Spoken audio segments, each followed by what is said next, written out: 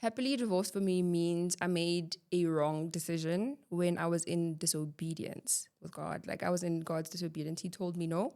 The phrase I'm going to use is I forced that. I told him, I'm leaving you. You've got 365 days to get your affairs in order because in 365 days from today, I'm out. There's nothing to fix because if you don't know who you are, you don't know your sexuality, why did you drag me into your mess? Let me introduce to you the new kid on the block. Mel Lavi is a new skincare range that recently launched. It is for face and for body.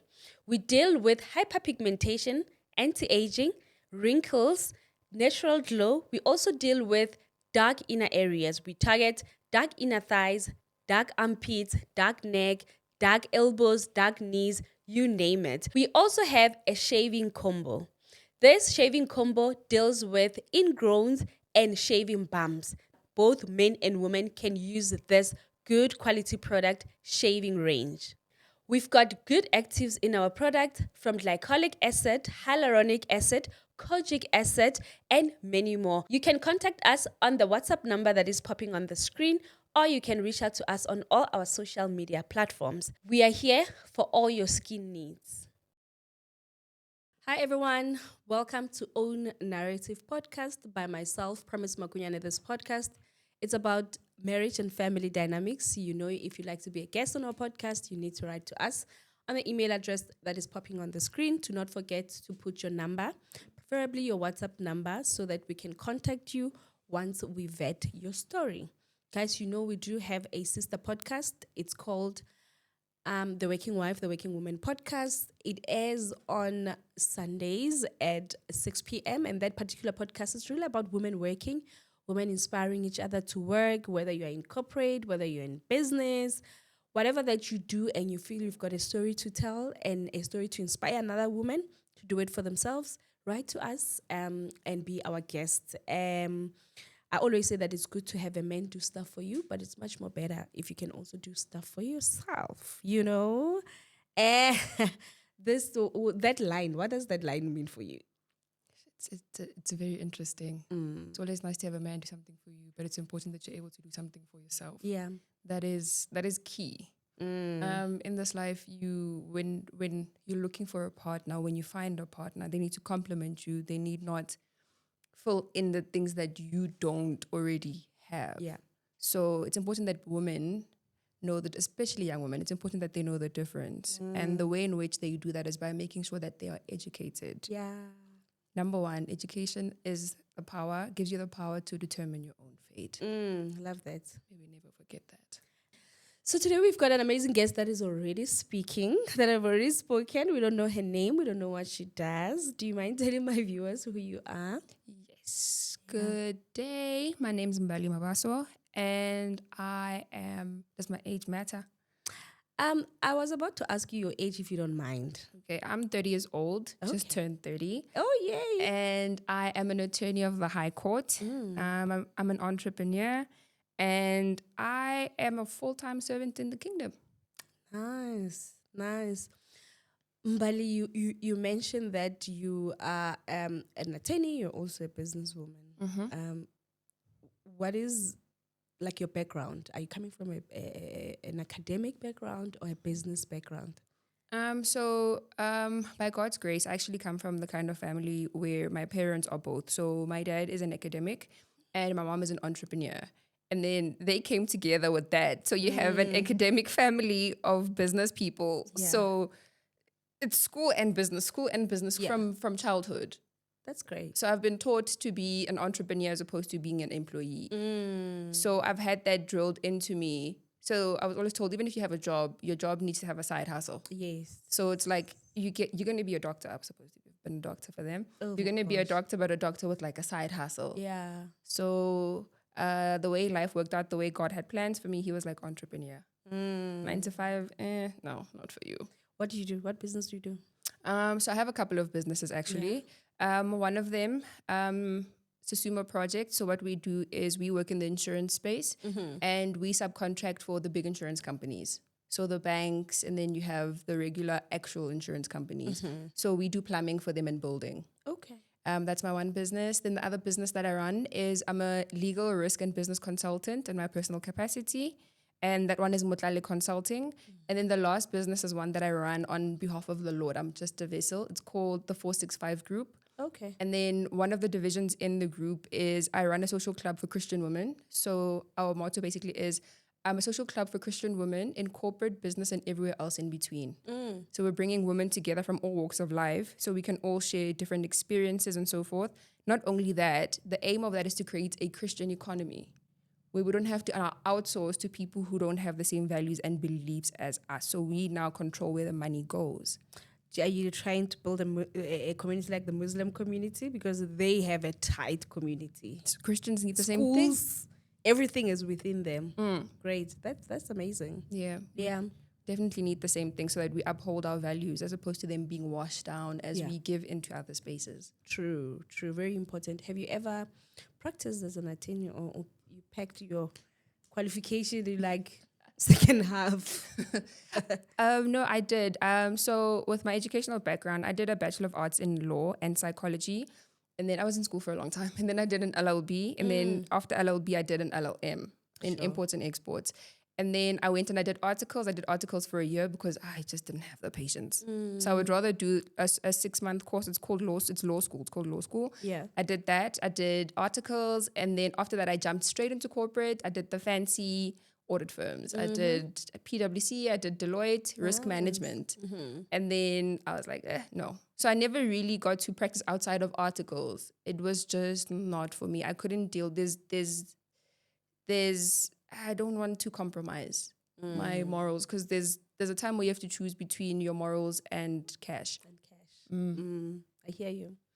Anyway, now we're acting like you are on the other podcast where we're going to speak about your businesses, but we are here to speak about your marriage. You are 30. That's correct. Are you divorced? Yeah, happily so. That's correct. Yes. What do you mean happily so? What does it look like? Happily divorced for me means I made a wrong decision when I was in disobedience with God. Like I was in God's disobedience. He told me no. And the phrase I'm going to use is I forced that.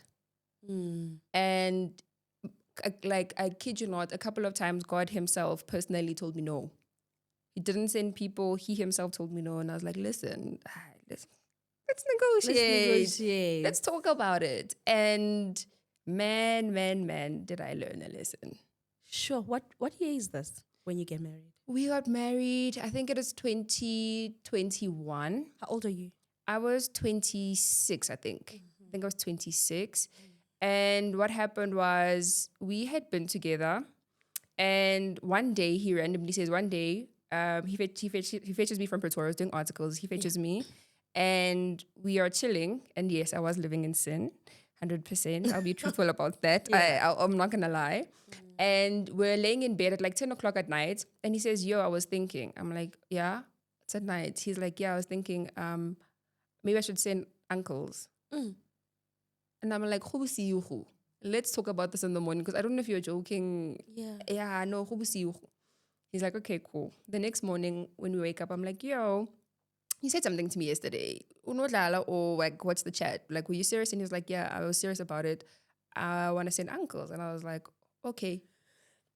So as that year goes on, I'm asking him about it, like, we had a really big chat. I was hoping we were going to like sit down and be like, we're excited. We're doing this thing.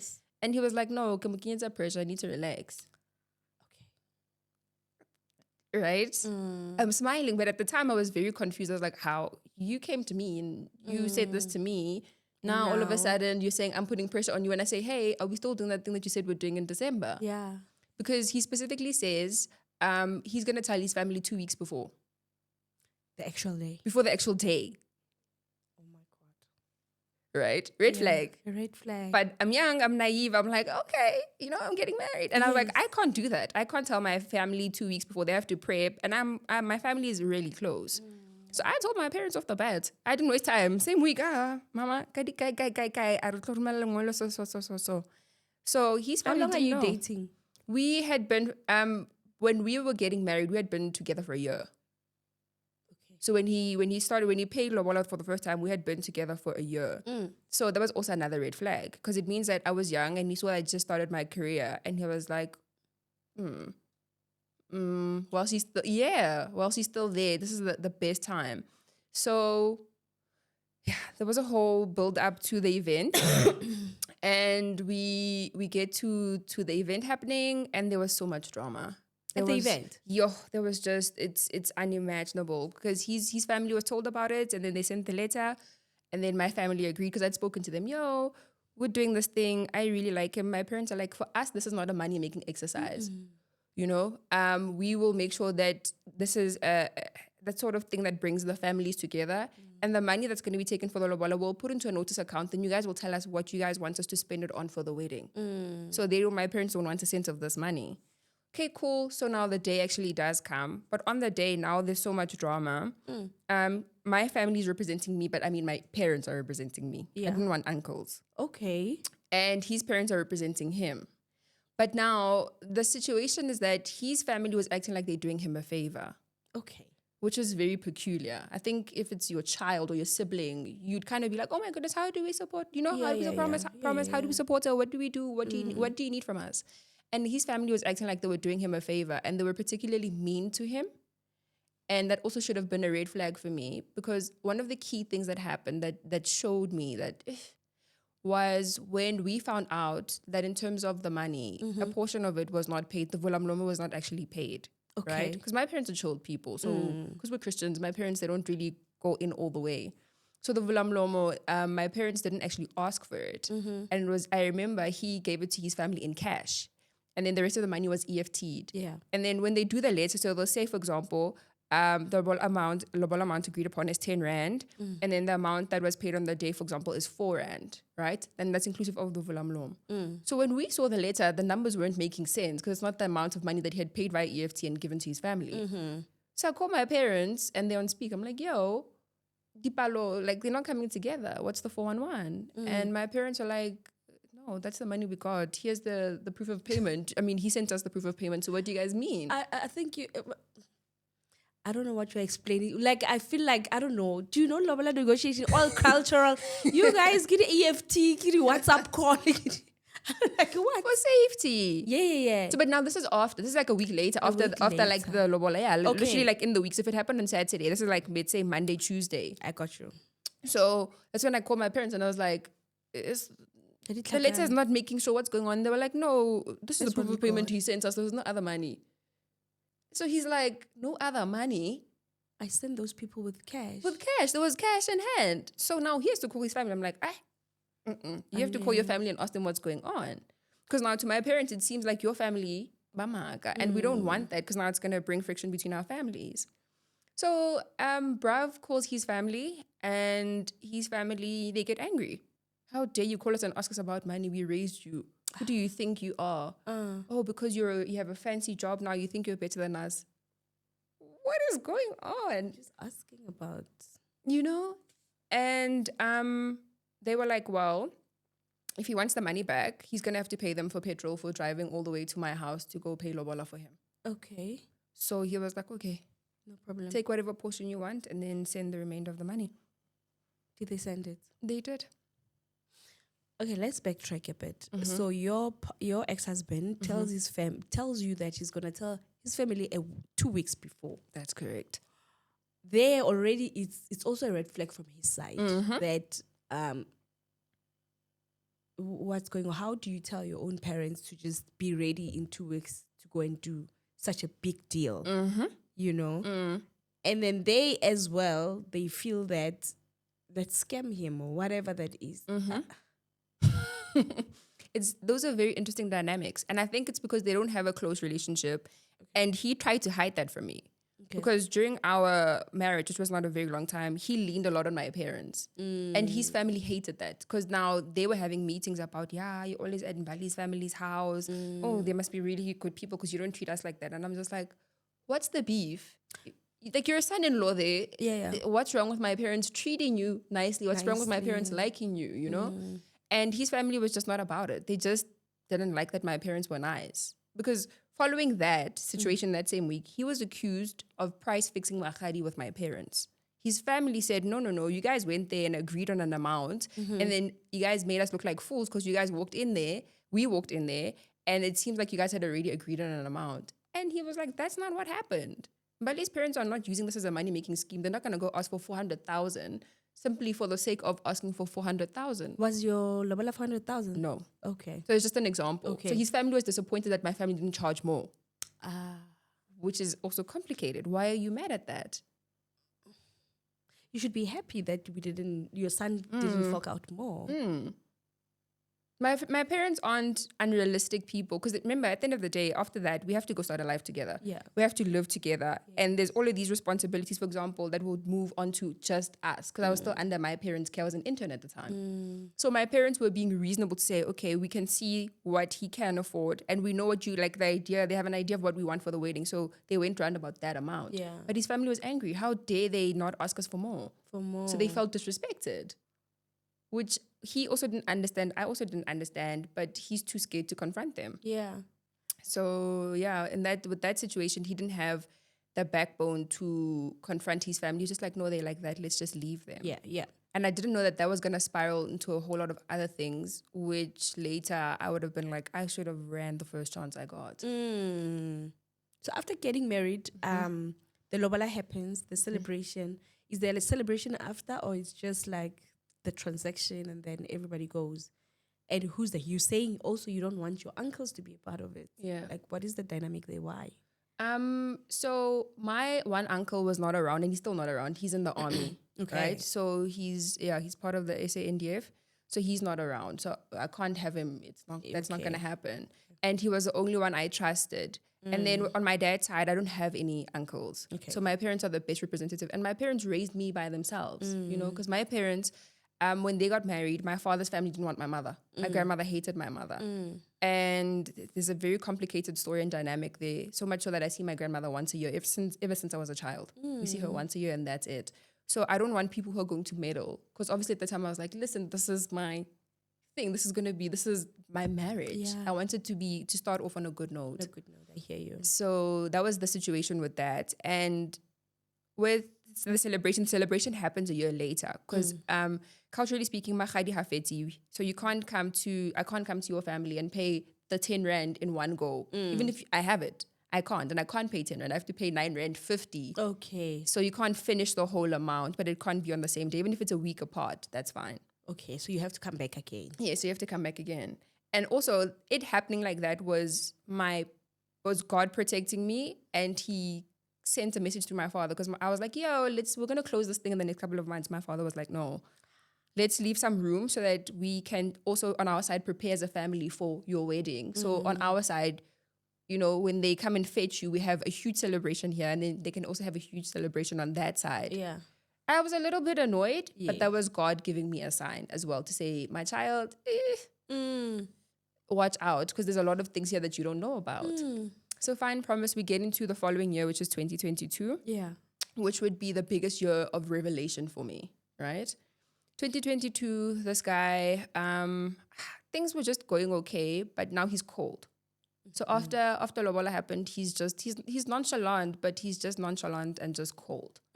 Right? And I'm like, okay, I come from a home with loving parents, so maybe I'm spoiled and I'm expecting too much because my parents are best friends and they've been married for 33 years, but dating for 40. Oh, wow. So I come from a home where my parents do everything together. I was like, okay, maybe I just need to begazela, you have to be strong. Maybe things will change. Yeah, like maybe the pot is still cooking. Yeah. No, that pot was not cooking. Never got ready. Yeah, no, it was just not cooking. So we get into that year, and that year was a very heavy year for me. I think just some of the highlights of that year. Yeah. That's the year that I found out that my husband has been talking to another man. Right? I'm going straight into it because there's too many details. You are diving. I'm expecting a girl. Okay, cool. I feel like, Let's dive. Straight into it. Yes. I find out that he's talking to another man. And some of my friends had asked me, yo, are you sure about brothers? And I'd be like, why? They'd be like, no, as long as you're happy. Yeah. And I'm like, oh, yeah, okay. So brothers is talking to another dude, and how I find out, right? I'm just gonna give you the highlights because the story is it's really, there's so many details. And how I find out is Holy Spirit nudges me. And Holy Spirit says, we're gonna open the phone. So I've never been one to fiddle with his phone. Yeah, my fingerprint is registered, but I've never really cared. So with the kind of work that Brav does, he travels a lot. So 60 to 70% of the time I was alone, looking after our home while working and stuff. And one time Holy Spirit is like, nah, we're gonna unlock. And I think the craziest thing is I never had to search and say, am I looking through promise? Am I looking for Mpo? Holy Spirit is like, nah, open this person, that name. The boy. Yeah. The boy's name. Yeah. And then I open and then I find chats. But now the worst part about me having found those chats is that the day before, 2 days before, I think it was about 24 hours before, he had a birthday party. So I threw him a 30th birthday party. Yeah. And this boy was there. And while this boy is there, I have this feeling, Holy Spirit starts to convict me. I can't sit in that room. I start to cry and I walk out. We're sitting at a long table, beautiful long table. We had a wine tasting for his birthday. And I can't sit in that room. So his one friend steps out with me and she says to me, what's wrong? You're in tears. What's going on? I'm like, I don't know. I cannot tell you what's going on, but something here is not right. I don't know what it is. And I literally sat outside for most of that event. Imagine it's a party that I'm throwing, but I'm sitting outside for that whole, imagine. And I'm sitting outside for most of that event. And then at that event, that guy had bought him a Carol Boys gift set. This is the story that irks me. And I always get asked, why is that gift set so important? Yes. The kind of party we were having was not the kind of lavish party where I would buy you a Carol Boys gift set. It's the kind where I'd get you a Woolies gift card. I hear you. A candle. Yeah. It's a wine tasting. It's not a bring gifts, lavish event. Housewarming. Yeah, donate to, whatever. No, it was like a simple gift. I mean, his best friend came and got him a candle. Some got him a bottle of wine from that actual event. It wasn't a lavish, it was like a very chilled birthday party. This guy brings a Carol Boys gift set and he came with a date, another guy, right? So he's open about his sexuality, right? The other guy. The other guy. Yeah. So we'll call the other guy a friend. So friend is open about his sexuality. I don't have an issue with that, right? So friend comes with this lavish gift and then Brav, who's now my ex-husband, is super excited. Wait, so friend is the boyfriend? I can't say friend is the boyfriend. Friend is the person he was having chats with. Okay, cool. Because I didn't confirm. Yeah. I didn't need to dig deep. For me, what I've been shown is that's all I need. I don't want to get hurt any further because then it's going to break me. Okay, so friend brings the Carol Boys and then 24 hours later I find out. So Holy Spirit nudges me, right? So in that moment, I'm in tears. I can't explain why I can't sit in that room. My gut feeling, which is Holy Spirit, is just saying, girl, come on now. So 24 hours later, we went to the Val. We checked into, I think it's Togosan. It's beautiful. It's right there by the Val Dam or the Val River. And Holy Spirit is nudging me. And Brav goes to sleep. Holy Spirit is like, it's go time. I'm like, oh, it's go time. Unlock phone. I go to exactly where I'm told to go. I look at the messages. This is when they were in Cape Town together. So Brav was in Cape Town. And then friend was also in Cape Town for work. Yeah. And then the text message reads, why do I feel like you're so scared of being next to me? I didn't need to scroll. I'm okay. I don't need to know. And this is from a trip because he just came back from the trip and then we had his birthday party. So it means he was sitting with us the whole time.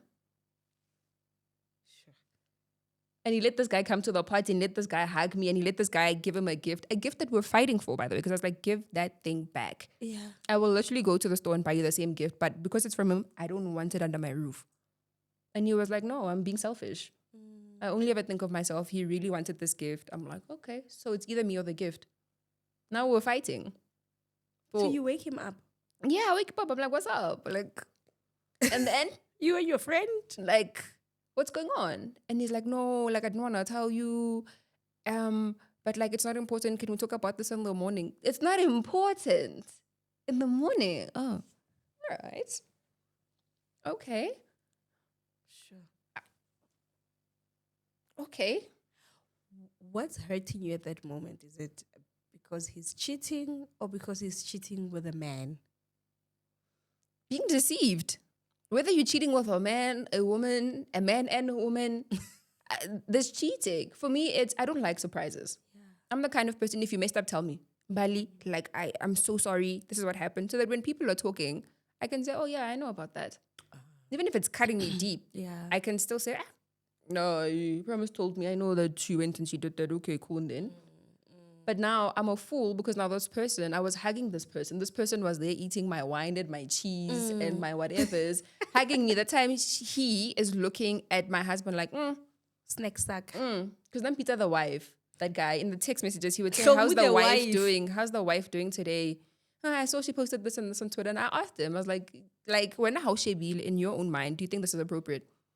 Because if I do it to you, it's not cute. Because if I'm dropped off by a Merc, it's not cute. If I'm dropped off by a G-Wagon, it's not cute. And I never did any of that. Yeah. But I gave him that scenario. If I did that to you and tables my turn. friends who are wealthy, who are men, are texting me, hey, sweetheart, right, baby, bariyahu guy, would that be appropriate? Or is it only appropriate when you do it? No, I'm over-exaggerating. I'm sensitive. And I'm making things up in my head. That's the feedback. Manipulation. Gaslight. So I'm the crazy one. And the way this whole thing spirals is that from there on, Holy Spirit is like, we're not done. Relax. It's just a warm Holy up. Spirit le na ka thoma ka monna. Yeah. Arna, this is the warm up. This is the reason why I told you not to go into this. Because Yeah. you know when you're getting that. Yes. And I'm just like, okay, Lord, fine. Let's do this. So Guy doesn't want to talk about it. All right. And now I'm in a tight spot where I'm thinking, is my husband gay? This is now August. So Mahadi was December. So now we're in August of 2022. So keep in mind, I just walked in. I haven't been there for long. Just I can't even arrived. be giving people relationship advice because I just arrived. I just arrived. August. I remember it very, very specifically because his birthday is on the last day of July. So we did the birthday in August because that was the weekend. And now his family's also fighting with us because they were mad at him for not inviting. He didn't invite his family to the wine tasting. His parents are the kind of Christians who believe the devil. What? Alcohol is the devil. Okay. So he's having a wine tasting because he likes wine. So how do you invite people with that thought to a wine tasting? And they don't live in Joburg. They don't want to come. They'll be like, hey, there's trucks. And also we don't like things that we see who Where do they stay? in the Val. Okay. So he didn't invite them because I was like, yo, it's your birthday. You decide what you want to do. He's like, nah, it's going to be very awkward and they're going to want to do speeches and it's a like, young people thing. And then his family trips. His dad was not happy. And I think he was summoned home and his dad was like, it pains me that I raised you. I made so many sacrifices, but you spent your 30th birthday with your friends. I'm not three, Papa. But I did drama. My mom laughed, but I did drama. It's unnecessary. I feel like you could say, let's have a bride to celebrate your 30th birthday just as a family. You had a celebration with your friends. We can have the family celebration. There's no need to shame your child. Yeah. But in his family, they did that a lot. When they weren't happy with something, as opposed to having a healthy discussion to say, you know what, Mbali, we feel like we should have done something as a family. They'll shame you. Yeah, when I vele or how more than anything. This money has changed, you know. It's because you're this and this at work now. Oh, you're a big shot now. You drive a 2-pipe now. And I'm just like, no, my parents don't talk to me like that. I wouldn't tolerate that. Yeah, I don't come from a home where that's okay. Yeah. So now you spend December to August asking yourself if your husband is gay. wait, August to December. Because remember, December, he's finishing. Yeah. So I find out in August. And now, in that time, I have to now ask him, are you gay? I had to gather the courage and say, God, what have I gotten myself into? What in the Tyler Perry is this? Yes, movie. That week, I had to ask him. That week, I had to gather the strength. I literally remember practicing Gonklu. Like, am I going to say, do you like men? Are you gay? Is he going to freak out? What do I do? Am I wrong? I start checking myself. I start gaslighting myself. Like, maybe maybe, you know, I just start talking myself down and I'm like, no, I'm going to ask. Yeah.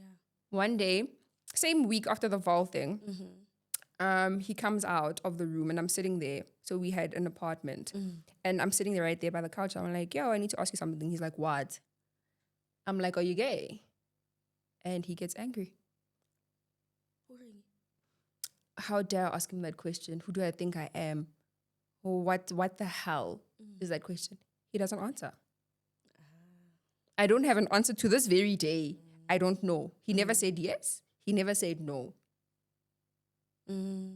he got angry, and I was like, that's all I needed to know, because then now it means that there's something there, because he didn't give me an answer. Yeah. But then a lot of things start to make sense. Like when his family first met me, his mom was in tears. Like she was excited. She didn't expect that he was going to bring someone home. Okay. She didn't expect that he was going to bring someone home. Did you maybe hear about his upbringing, that maybe Nacha Baba Sadi or what? He's never been one to bring girls home. He's got a lot of female friends, but he hasn't dated any of them. So I was just like, okay, maybe we recent. Because as someone who is a Christian, I lost my way for a little bit, but I was never wild. I've never, been into like situationships or wild things. So Linda Nikki recent. So I was like, okay, maybe he was doing better than I was doing, and that's okay. Yeah. Maybe God kept this man for me. And in retrospect, my mom's like, also, but that was a red flag. The fact that he had never, ever taken someone home and he asked to marry you so quickly, red flag. And I was like, it is what it is. I'm already in it. So fine, August happens. I had to ask him that question. Holy Spirit is like, we're not done. I'm like, oh, okay. Yes. More fun. One time he's sleeping. I go into the phone again. Holy Spirit is like, open this name. Open his best friend's name. He's talking about me. Like how annoying and irritating I am, and how I'm exaggerating this whole situation because that guy flirts with everyone. So I must just like grow up. It's like not that deep, right? And the friend is like, yeah, and Mbali ON, and they're having like a whole back and forth. I'm listening to the voice notes even. There's voice notes. And this best friend, this girl, she's the one who introduced them. It's a girl. She lives in Bermuda. And she's the one who introduced them. And she was like, like he's that guy, he's a flirt, friend is a flirt. So like, why didn't Mbali just get used to it? She's commenting on my marriage. With hers, she doesn't have one. So, but he gave her the room to disrespect me. I can't be mad at her. The problem is the person who I made vows with. Sure. On top of that, it gets worse. As the week goes on, I find out that he blocked this guy, right? And then with him having blocked him, this guy has a secret account on Instagram. Hey, good name. Yo, Tyler Perry. Yes, where he sent him a message, and I found the screenshot. He sent him a message. He says, I'm sorry for blocking you. You know how she is. She, the wife. You know how she is. I'm sorry. You've really been a great mentor and a great friend. Thank you so much for everything, whatnot. I found the screenshot. Holy Spirit was just my time. Like File after file. if I didn't lose weight then, I was never Hey, going to when lose weight. It was bad. It was bad. And I didn't know what to do. You always know what to do with other people's situations, but never in your own. When the day comes, you're just like, nah, I would do this. A freezer. I was quiet for months. For months, I was quiet. Because I remember that girl and I, we had a fight on Twitter. The best friend. Hey, We on had Twitter. On Twitter. We had a fight on Twitter. And Libakang. she posted, my guy friends know that I never bug them when they're with their partners. I'm such a good best friend. And I was like, don't lie on a public platform. Or comment. Hard. My wife, winner. Hard. I mean, I have to live up to the name. Yes. But I'm a problem, so let me be a You're problem. taking care of your own. Exactly. But at this point, I'm fighting for me. I'm not even fighting for him. And I was just like, don't lie on a public platform because that's not true. So she sent me a message. She was like, how? And then I was like, what do you mean? You're the one who's busy telling my husband that Balaki deal and I'm a problem. You're not looking at your own problems. You know the problems that you have because he tells me your business during pillow talk, but you're running after my business. I was like, to her, tread carefully. Tread very, very, very carefully. Yes, I know the person who I should have a problem with is the person I made vows with. And 100% I've taken it up with him. But Lorena, you are wrong because you know that this is a marriage. I'm not a girlfriend. I'm not Jen Fat and Sid. So fine, that situation with her, she was like, well, I know you're not going to forgive me. And I was like to her, yes, I'm not going to forgive you. You're right. But I do forgive her now. I do forgive her, but I would never talk to her again because she fueled that situation. So as that year comes to an end, I have to make a decision as to whether I'm letting this guy finish Lobola or not because now there's a secret that's looming. And I'm too scared to tell my parents because my dad is a staunch Zulu man who's a staunch Christian. Yeah. How do I tell my parents that I think the man I'm married to is gay? You see that one? That one is top. That one is top of the range. You know, if you can say maybe other things, that one.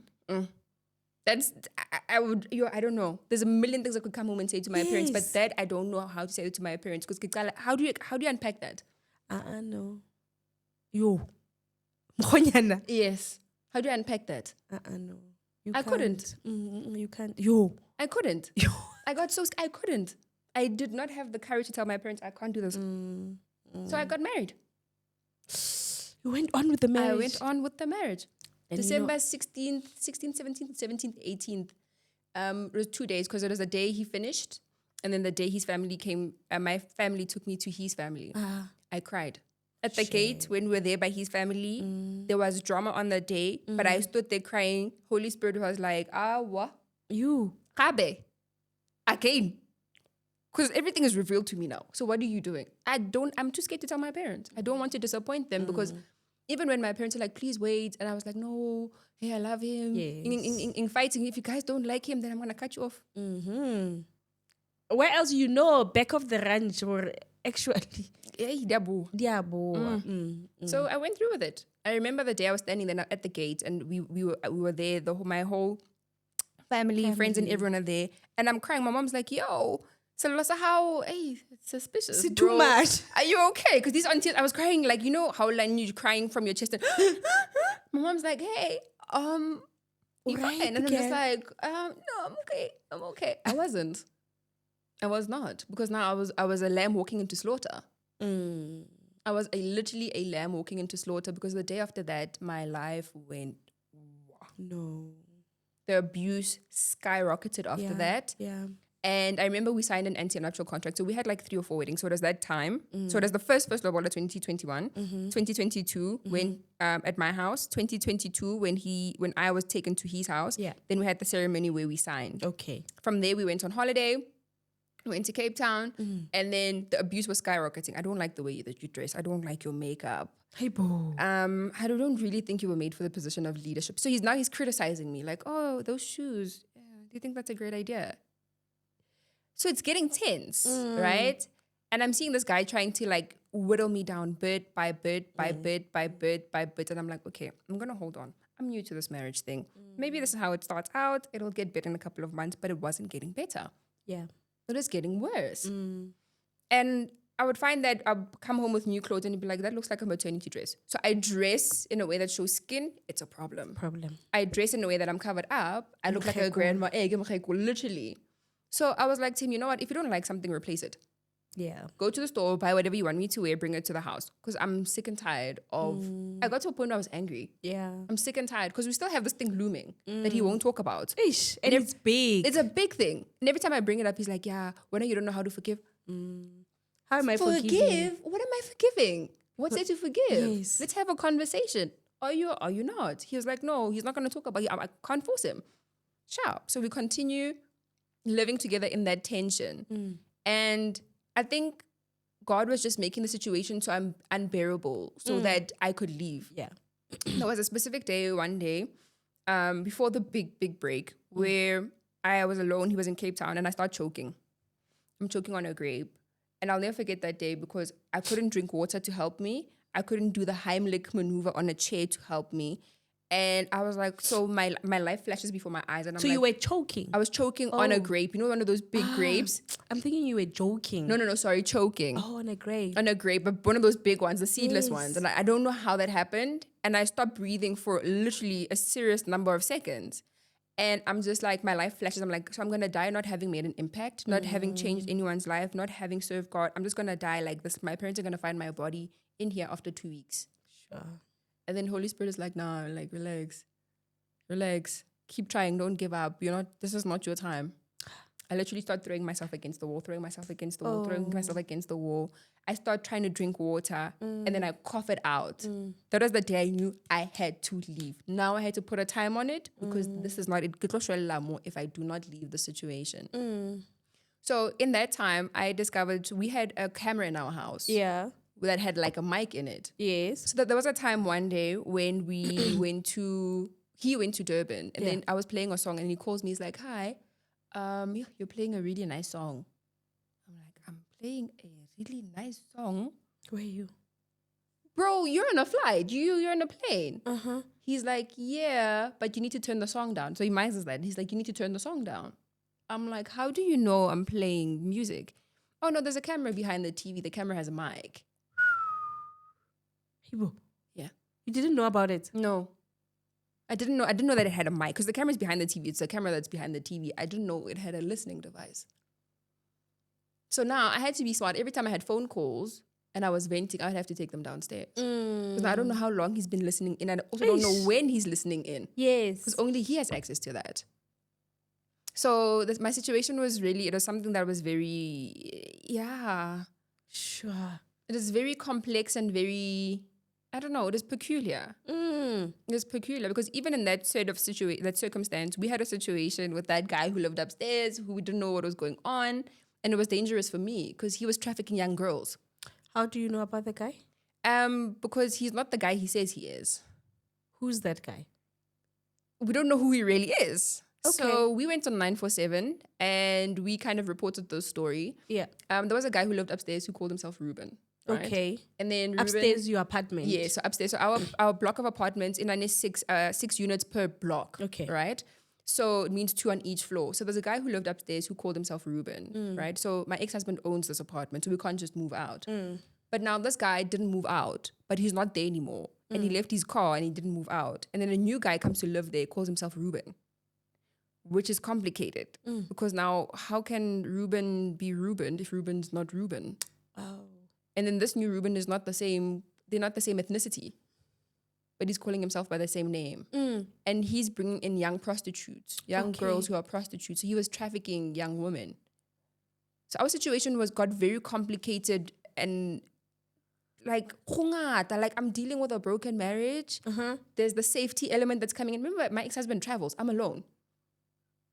Did you tell your ex-husband about the Ruben? He told me. And then I actually started to monitor and discovered that he was not lying. Because then I got to a point where I saw this guy bringing prostitutes. Young girls, like 12-year-olds, 13-year-olds. This was a real situation that we were living in. And this guy was okay with traveling, knowing that I'm in that situation. And he's okay. He's gallivanting the world. I'll be fine, right? Hey, boo. So how do you now go to radio about the Ruben story? So this thing was going on for a very long time and our friends knew about it. Our friends would even come sometimes and be like, yo, we want to see him. Because we reported it to the board of trustees and nothing was done about it. They were like, no, they'd be infringing on this guy's privacy. What if this guy says that all of these different girls are his nieces? Oh. And I was like, okay, so you have a 12-year-old who's this race. You have a 12-year-old again or 15-year-old who's this race. These girls are coming in, even during the day when I was working from home, they're coming in. So they come and then they go. They come and they go. And it's a different person all the time. Sometimes even through like different times a day, maybe 3 girls. But they are children. They are way younger than me. Because I remember one time, and I tell the story so vividly, and this is exactly why I left Twitter, because I had shared the story and my Twitter started to blow up and I got overwhelmed. I think I got over 12,000 followers in a day and I was freaking out. Yeah. One day, I run into them and I look, so he and this girl are coming out and I'm walking towards them and I greet them and I look at this girl. This girl was a child, like a child. This girl was a child. She has short hair. So I don't know if you know in Zim, normally public schools, they make the young girls shave their hair. I don't know if they still do it. Okay. So that balikana, so that you don't have a nice hairstyle, I don't, type of a situation. Okay. So this is a young girl wearing a little doll dress, like it was a cheap black doll dress, nah? And I remember because I could smell her, so she wasn't wearing like any roll on or anything. A child, she couldn't look me in the eye. She looked at me and then she looked down, and this guy answers, "Oh, we're fine, thanks." And then they walk. My intuition, my gut just did that.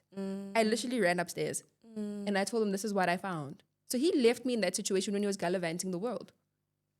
I mean, there was one time we heard a big thud at 3:30 to 4 in the morning in the ceiling. And then he looked at me, I looked at him, he's like, oh, not our business. We just continue to sleep. Hey, whoa. Keep in mind, the guy on the logo demo never left. So there's also that, because now the board of trustees, I asked them, I was like, can we find out the day that he left? Because we have cameras. That guy never left. And this guy's still driving that guy's car. Yo, kuningi. So where is the situation now? When I left, I had looked into it a little bit. And that guy who initially we thought was Ruben, the first guy was not Ruben. His name was not Ruben. I got his real name, but we don't know where he is. because he had been gone. Ever since before we got married, he disappeared. We'd never seen him ever again. So when I left the situation as it is. So I don't know. The neighbor tse ding ha le as bo makhile re what's happening ka mo? So we did talk, but we were told there's nothing we can do because we're actually all really close because they'd all bought when the initial development was like open to the public. So everyone there is owner. So when someone has a tenant, we would know because we'd look after your interest for you. So there's nothing anyone can do. Everyone, and that's the problem with our communities. We're like, oh, Promise is going through that. Shame, they'll be fine. And then we look at our own business. But then we expect help from you the day we have problems. Yeah. But then we don't want to look out for you. Yeah. Anyway, tell me about the day that you leave your marital home. When you decide to say enough is enough. So January 2023, so after we get married, after Feta Mahad, Yeah. we went to Cape Town that December and we came back Jan. In Jan, when we come back, I tell him I'm leaving you. I was 2-3 weeks into it and I was enough. I told him I'm leaving you. You've got 365 days to get your affairs in order because in 365 days from today, I'm out. I think it was around about the 6th to the 8th of January 2023. I was like, I'm out. And he laughed. He's like, oh, you're not going to leave me. I'm like, arpe. I'm like, sharp. And in that year, God was cooking with me. I opened a business. God was like, this is the business that's going to provide for you. And I didn't understand what he was saying. I was still working at PwC. Life was great. Fine, that's then. March, I buy a car. He doesn't care. How I finance it is my business. Because how that situation happened is one day he walks in and he sees that I bought a car. He's like, oh, cool, congrats. I saw you bought a car. I'm like, thanks. And then he continues to walk past me. That was the marriage, supposedly. Fine. Then the year's going by, and every 4 weeks I remind him, I'm leaving you in 11 months. I'm leaving you in 8 months. I'm leaving you. I'm giving him a countdown. Girl. Yes, ma'am. That's the first year of your marriage. Yes. Halidi ready honeymoon face. La tlorelana. We at war. We're at war, not with each other, at each other. And there's nothing to fix because if you don't know who you are, you don't know your sexuality, why did you drag me into your mess? It's not fair. You dragged me into your mess, so there's nothing to fix. So I'm like, I'm out. Holy Spirit and I, we've spoken. I'm like, yo, Lord, give me a year. Let me just 1 year just to get my things aligned and I'm out. Fine, I'm giving this guy a countdown. This guy's like, you're not going to do it. What happens is around about December time, just to cut the story short, around about December time, November, at my second job, the environment was toxic. I was diagnosed with anxiety disorder due to the bullying, right? That's just another part of workplace drama and women and all of that stuff. Women working together and hating on each other. So while I get diagnosed, he doesn't care. Like my illness is it's an inconvenience to him. Or any problems that I have are just like, my guy, we can't slot that into my diary. I'm busy this month. Can we do that next month? He's got that kind of attitude. And what happens is that after my diagnosis, I went for a tonsillectomy. Keep in mind now I'm counting about 6 to 8 weeks before my leaving time. Are you guys like being sexual? Are you guys in a relationship? You sleep in the same bed, but you're not like... Yeah, we're not intimate. I think in that relation, in that time, we probably at most had sex 10 times that whole year. Sure. At most. Like, this is now me really stretching the number. Like, we didn't have that interest. We were friends. I was in a sexless marriage. That's the truth. And I didn't cheat because I know God and I'm scared of God. I know once you've made a covenant, I'm not going to change who I am because you can't keep your vows. So, like, we were just friends. We'd sleep in the same bed, but there was no hanky-panky, spite. No, he was the kind of person who wanted sex on Wednesday at 8 o'clock in the bedroom, and in the bed. Like that. That's it. That's how he wanted sex. I couldn't deal with that. Yeah, you were very young to be sexually starved. Yeah, like that. No, it just because we had to talk. I was like, yo, can we? And he was just like, no. Kishapo. Yeah, like dining room table, why sofa, why tabadula? I was like, okay, maybe people are different. Yeah. So and I didn't know I was tolerating a lot at that time because I'm young. I'm also thinking maybe I'm expecting too much. Maybe beachy, you know, for lack of a better word. Maybe maybe it's not the one. Maybe I've got the wrong idea in my mind at that time. And fine, so we're getting through to, I have my operation tonsillectomy. Yeah. When I have my operation, there's drama happening at work. I'm 5'2" resigning. The bullying has gone through the roof. My doctor's like, choose between your life and this job. Yeah. Now, right? I get a formal diagnosis. This operation happens. When this operation happens, Mans is abusive. He says to me, don't you want to go home to your mother after this operation? Because I can't be taking care of you. No, I mean, inconvenience. Obies, he's got a big thing happening with one of the government departments, a big project rolling out. I'm like, no, I'm not going home. More? I'm a married woman. I'm staying here because I know what my time. I'm on that mangwabi. I know my time is 5-2. I'm on my mangwabi. I'm Mangwabi 5-2. time. I've got a couple of weeks left here. I can hold on because not January. I'm out. So I'm like, nah, I'm gonna stay. Operation happens. When I wake up, I'm having a panic attack. The nurses, because now remember, we are here. I've been carrying secrets for this long. Yeah. The nurses are like, Mbali, we need you to calm down because we don't know what to do. You have pain meds, but now you are on 100. It took a while for them to actually calm me down because I wanted to die. When I walked into that operation, I was like, Lord, I want to live, but I also don't want to wake up to this dysfunction because how am I going to tell my family that I think my husband is gay? I'm still into team. I still have that thing. It's been a year and it's still sitting here. And I don't die. Thank God. Thank God. And how it unfolds is there was a specific day that I think there were a lot of things that broke me in that marriage and I knew I was leaving. But there was a day where God was like, no, I'm tired now. Now I'm just tired of this 1 year faded. It was the second day after the op. My op was on a Friday. This was, I think, the Saturday. I was discharged on the Saturday. So I think it was Sunday. I ate a banana because he was yelling at me. Because I was like, I'm not feeling well. He's like, well, how are you going to feel well? I'm like, I can't do anything. I can't. Like, literally, I can't. I'm not feeling well. And I'm on anti-anxiety meds. I'm on pain meds. So it's a movie I can't eat. And I eat a banana, not knowing I'm not supposed to eat a banana. Okay. And after I eat it, it's on the do not eat list. Yeah. My throat gets inflamed. Immediately, I'm screaming. This man is standing over me like this. I kid you not, this man is standing like this. I'm on the floor like a child, throwing a tantrum, like screaming, rolling. I'm in the fetal position. That man is standing there like this. I don't know why I give him egg tail. What egg? These were his words. He's sort of speaking. So he was like, have I ever seen a banana burn someone? Why am I just lying? Like, really? And he leans on the wall. He's like, seriously? No, when I'm done with my tantrum, I must let him know. He went into the bathroom. He ran his bath water, put his iPad there, and he's like, I'm going to go watch YouTube videos. He got into the bath with the door slightly open while I was on the floor crying myself to sleep. Oh, no. And that was it. For me, I was leaving anyway, but that was just the kick that I needed. That was just God saying cute, but now out. I'm tired now. You're going to die here. Yeah. And I think 2 weeks later or so, I took all the evidence that I had to his parents. I was like, this is the chats with him. He had chats with a man. And these are the chats. There was another girl who this girl said to him, and excuse my language, she said, if I let you fuck, would you come over? And he was like, I'd be on the first flight. I think this girl lived in Cape Town. This was August before he came to pay Mahad. So 2 months before, when my family are busy cooking and planning, he was planning on, I don't know. Going to fucking Cape Town. Yeah, and this is a screenshot, by the way. I didn't have to dig. This is a screenshot. It's like me saying, hey, Promise, can I please see that picture that you took of me on your phone? And then while I'm going through that, I find a screenshot, meaning that he's sending these messages to someone. Oh, my gosh. So I get there to his parents one day after I was discharged from the hospital. I was having a panic attack. And I was like, Tim, I'm coming back.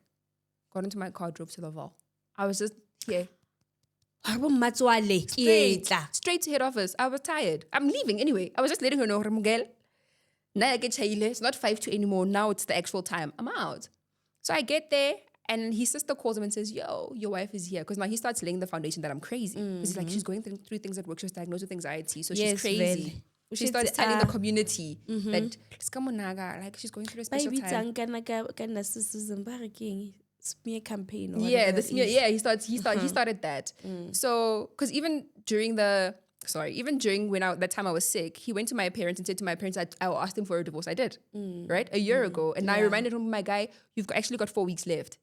I did remind him. And he went to my parents and said, because she's going through things, she wants to divorce me. Can you guys please help me? And my parents called me one day, and I was the same day. My parents called me, and I said to my parents, "I'm not ready to have a conversation alone." And the day that I am, just believe, what's going on. You guys won't believe. My parents were like, "You're our kid. We know you sharp." So I get that his parents, and I'm like, "Can I please speak to you alone?" So his siblings, they go, and then we get to the room. I pull out evidence. I drop everything. I'm like, "This is the boy. This is the girl. The abuse that he's been putting me through when I'm sick, and he tells me that it's an inconvenience and busy."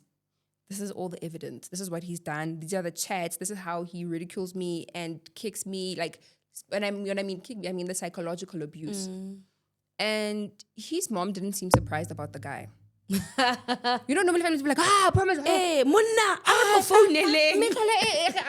His mom was quiet. She wasn't shocked. Because I saw her reaction. She was like,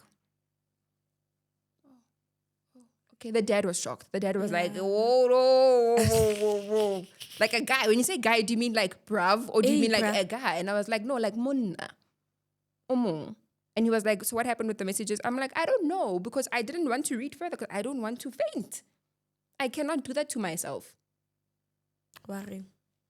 I cannot. How do Brav is driving in?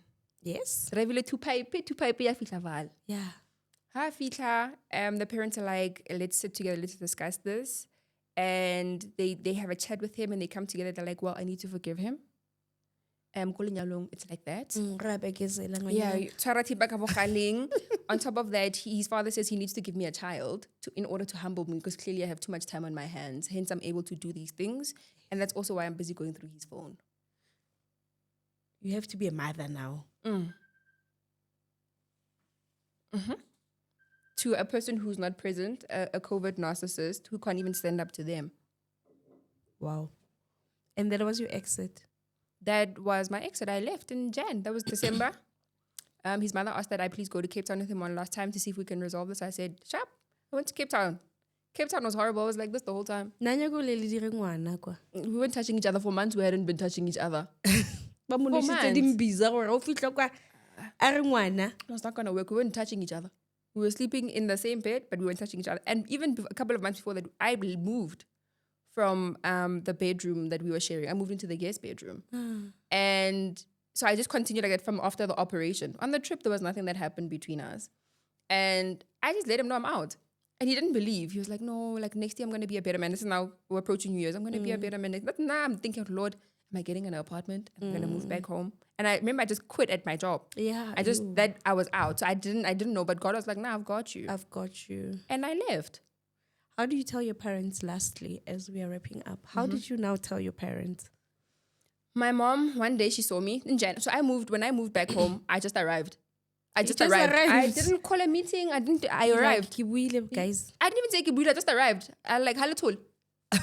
I just arrived. Yeah. So I was there for a couple of weeks. My mom's like, my dad's like to my mom, yo, so Mzala. Yeah. Mom's like, what a mood. So nobody asked me until one day, like a couple of weeks later, my mom was like, yo, you're not okay. You're crying. I know you're an anti-anxiety meds, but what's going on? I'm like, let's take a walk. Mom, the man I'm married to, I think we're playing for the same team. My mom's like, whoa, man, like, what's why no? I go ring. Mama, I that time I want a divorce, it had been a year since I'd asked for a divorce. This is what's going on. My mom lost it. She was like, we need to tell your dad. And I'm like, that one, how do we do it? And because I remember when we were sitting with my dad says, whatever you guys are fighting about, I'm sure you guys can work it out. We can organize couples therapy. I was like, yo, dad, there's another guy involved. My dad was walking to the bathroom. My dad turned around. He's like, Mbali ON. I'm like, yo, there's another guy like Munumung involved. This is what happened. Before, I don't give them the abuse. I give them like the star of the show. Yeah, before I give them the rest of the decorations. Yeah. And my dad was like, that's all I needed to know. Thanks. And he tried to come to my house to get my parents one time because he didn't realize I'd moved out until I was 3 months out of the house. Because I would go on weekends to go pack my stuff, so I'd spend the night because he was traveling and whatever. So he didn't realize that I'd moved out. By the time that guy realized, he came to my house and he thought he was going to convince my parents to say, pack your bags and leave. My parents were like, you didn't know where your wife was for the last couple of months and then you're coming to tell us that she's not living. So what must we do? What were you hoping that we were going to do? Tell her to go back? Nah, bro. If you're not going to fix the things in your marriage, it's not for us to fix your marriage. I never went back because my ex was so abusive. When he realized I moved out, he sent me a message. When I moved out, I took the meds. And when he came back from a trip from Turkey. It was a work trip. And he sent me a message like, hey, where's the medicine? He didn't believe in meds. So I was the one, and I was like, no, I took my meds. And he was like, he's coughing blood, whatever. So we're having a back and forth. And at the time we're on the phone and he starts shouting at me. And I'm like, Tim, I don't live under your roof anymore. I don't have to deal with your abuse. And I hung up. And he's sending me a text and he sends the location of the house. He's like, if you want to fix this marriage, you know where to find me. Oh my gosh. And I showed my mom, I'm like, Ashu. Mkhonyan. My mom laughed. My mom was like, he's not. I'm like, when I told you guys didn't believe me because he looks like such a nice guy because we were playing Happy Families and that's what we did. We fight in the car.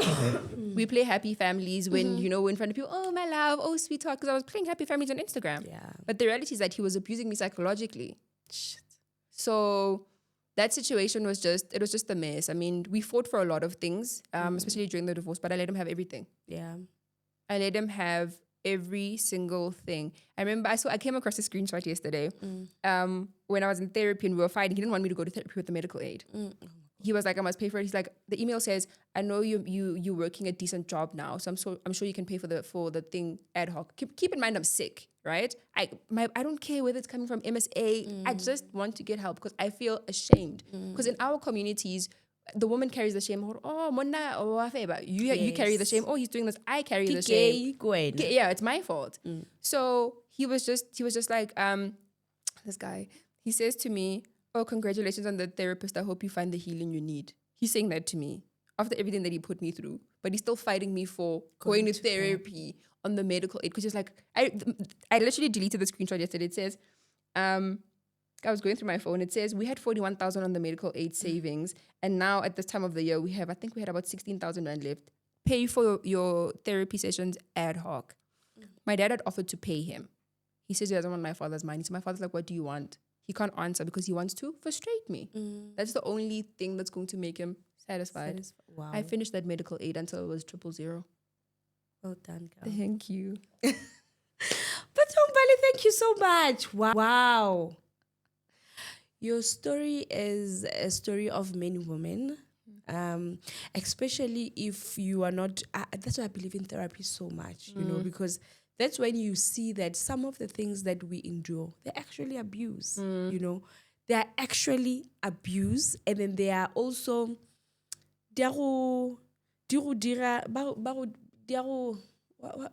groomer. Like you start to change your thinking. You start to think this is okay. If a person says this, okay, he doesn't sleep with me. Maybe he's tired. No, we can have sex in the shower or wherever because those things like it's just programming you. Your story is so powerful, and I wish a wife somewhere, a girl in a relationship, a baby mama can see those patterns. Like it's the patterns.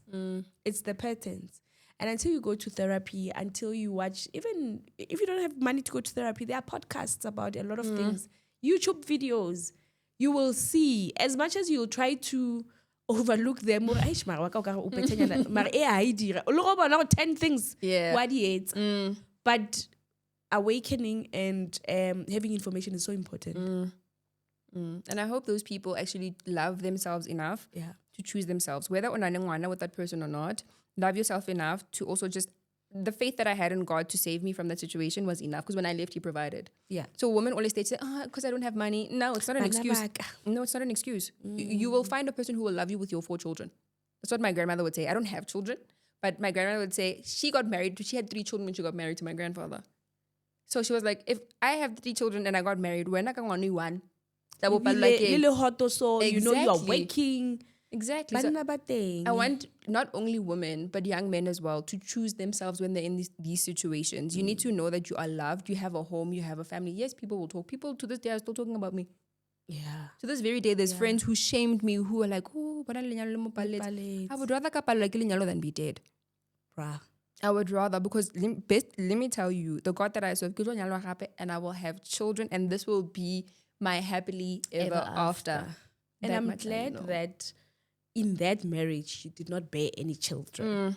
Oh, I was intentional about that. Yeah. Because he wanted a child. I was very into it. He asked me for a child in the last year when I told him I was leaving. He was like, it'd be nice to have, someone to come home to. You're coming home to me. Why should we bring another person into this dysfunction? And exactly. Now, I would have to see him. So I wouldn't be able to move on because I would have to see him.